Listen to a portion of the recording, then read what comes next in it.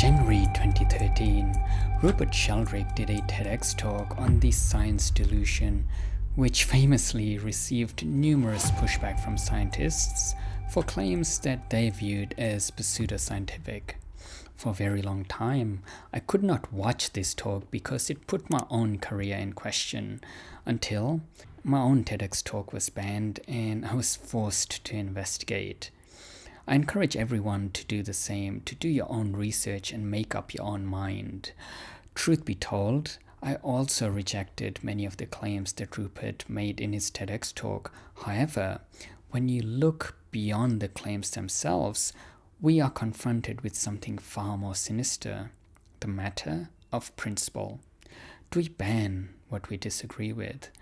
This question is at the very heart of why there is a growing distrust in institutions and doctors, professions that were once revered. How on earth did we get here? While much of Rupert's scientific claims are questionable, he was correct on principle. Science is a delusion. We are so deeply trapped in this delusion that science has become a danger to itself. Rupert tried to warn us of this delusion by challenging well-established scientific facts. I, however, will take a very different approach. I'll question the very origins of scientific belief itself. And with every narrative or belief, we'll start at the very beginning. Tuesday, November 24th, 1859 to be exact. This day marked the publication of one of the world's most important books. After numerous delays from fear of religious prosecution and social disgrace, The Origin of Species by Charles Darwin was published. Only 1,250 copies of the first edition ever made it to bookshelves and was priced at a humble 15 shillings. These copies now sell for an astonishing $950,000 apiece. Unlike natural laws of physics such as gravity, which was well understood since the late 1600s, the laws of nature are less apparent. But how did life first begin on Earth?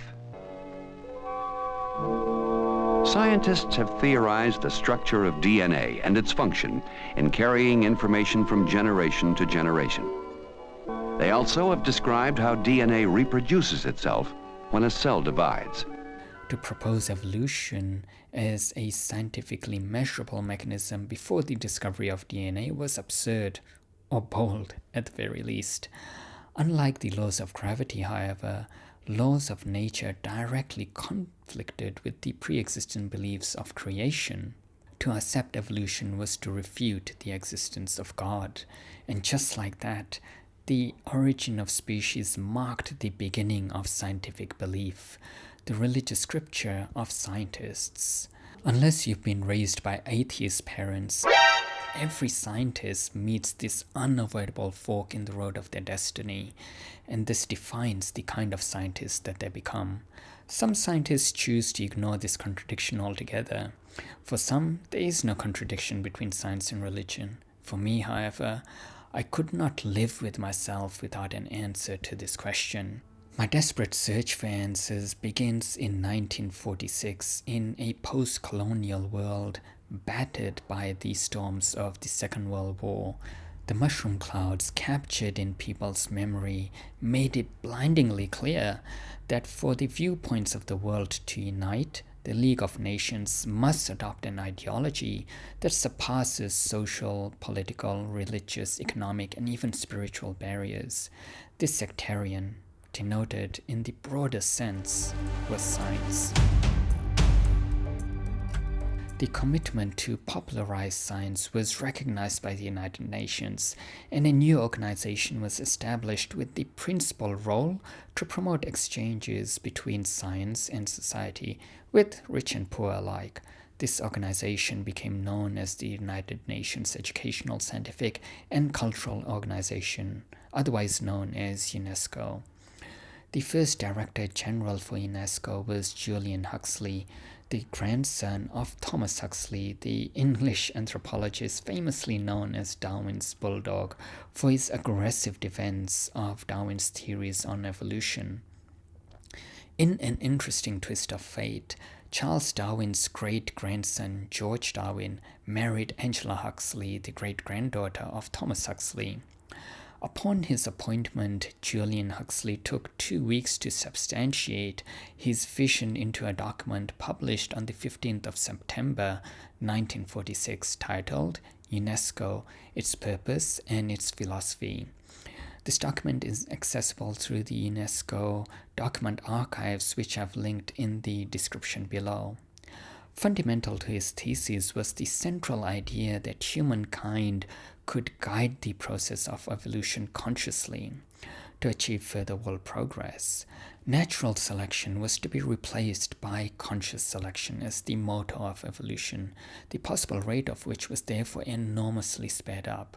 Perhaps the most significant of the claims made in this document was the need for UNESCO to promote population control and the study of the eugenics problem.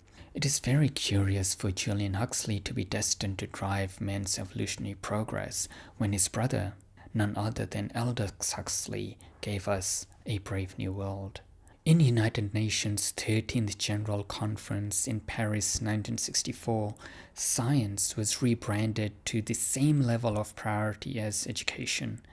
Similar to missionaries during the colonial era, UNESCO introduced Bright Zones, an initiative to provide equal access to scientific advancements for nations on the periphery. This contributed to educating tribes out of the ancient knowledge and the dismissal of any kind of medicine or technology that was not industrial. In an attempt to repudiate beliefs in superior and inferior religions or cultural groups, UNESCO self-contradicted its own promise, positioning science against culture. This marked the beginning of science as a conspiracy. If you happen to fall in love with science in high school, like I did, especially in relation to the natural world, it is painful to realize that the days of discovering the wonders of the natural world to satisfy the curiosity of the mind is long gone. The purpose of science today is to satisfy policy or commercial interests, and unfortunately, this now starts in kindergarten. Of note are two self-contradictions that Huxley identified nearly 80 years ago, and rather than being outdated, these contradictions have grown to define the world we live in today. And this is the paradox of progress and the paradox of equality. In UNESCO's Purpose and Philosophy document, Huxley writes, "The scientific method has firmly established itself as the only reliable means by which we can increase both our knowledge of and control over objective natural phenomena. The relentless drive towards progress and control over natural phenomena applies to agriculture, infrastructure, social and medical welfare, each of which has allowed human beings to occupy every habitat on this planet and perhaps even beyond, manufacture, preserve, and distribute food at scale, and use medicine to prolong life that enhances our ability to communicate, educate, and transfer our knowledge. The paradox arises in enunciating anthropocentric science as natural law. As a basic criterion for evolution, increasing the number of organisms in a given area will lower the opportunities for enjoyment and quality of life. In a natural ecosystem, selection pressure is applied through scarcity, disease, and predation. Progress in the name of science has a price, since anything that goes against it is seen as backwards. As a doctor, I tried taking a more lenient approach, looking at both sides and hunting for a balanced perspective. Yet, the more I learned, the more absurd logic became. It is now common knowledge that as medicine becomes stronger, people become weaker. For example, mental illnesses was relatively uncommon until the 1980s, despite the existence of psychoanalytical research since the 1890s. The turning point in the 1980s was the standardization of psychiatric diagnosis through the Diagnostic and Statistical Manual. This surprisingly coincided with the invention of SSRIs. Could it be possible that the reason mental illness is skyrocketing is because people are weakened by the overuse of medication? This equally applies to food surpluses from agriculture leading to obesity, and despite accessibility afforded through infrastructure, we are more sedentary than ever before. As these observations become undeniable, the erosion of trust in institutions becomes unavoidable. The true measure of evolutionary fitness is in the quality of our diet, health, and fitness.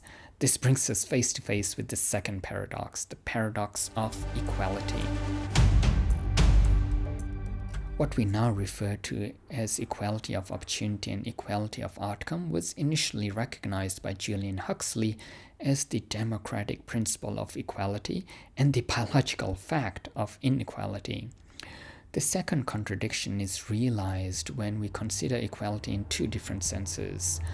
The biological absence of equality is natural law, with the single exception of twins who possess the same genetic constitution. This by no means negates the universal law of equality of opportunity for education, making a living, and the expression of free thought. By amending biological fact of inequality with the false premise of equality of outcome, we erase the natural selection pressure of competition. This is the basic substrate for drive, ambition, and evolutionary progress. It does not matter if this was planned or consequential. The systematic weakening and dumbing down of the population has resulted in an entire generation of kids tapping out, playing victim, and avoiding commitment to basic human outcomes of education, making a living, and raising a family. The saddest part about this is that we are not supposed to talk about it. In this contradictory world, when you do speak up, you get laughed at, ridiculed, and banned. What happens when you demoralize doctors who stand up for what is right? It's very obvious. The public learns to distrust doctors for lying to them.